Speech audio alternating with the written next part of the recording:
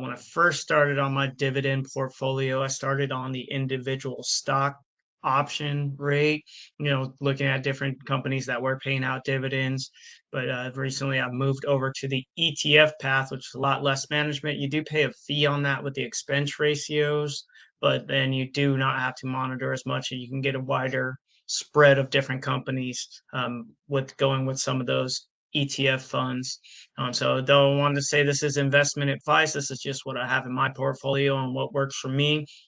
Put a few different ETFs into the description of the video as well, of the ones that I'm currently holding. So you can definitely look out on those. Don't, but what I definitely recommend on getting the app is with where I started. A lot of people start on different apps. I also worked on different apps. I started my investing with E-Trade when that was heavily popular. I love those E-Trade baby commercials.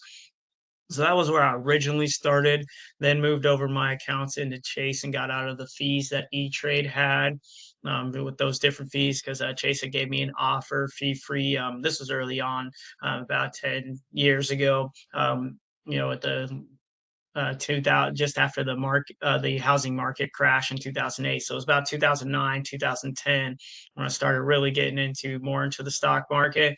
So yeah, I switched over from E-Trade and got into Chase, which I banked with Chase.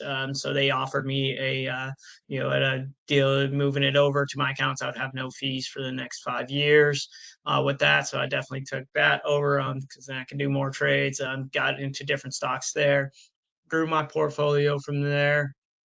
But really, focused on the dividend in the last like 5 years, and then started now going into the more of the ETF market.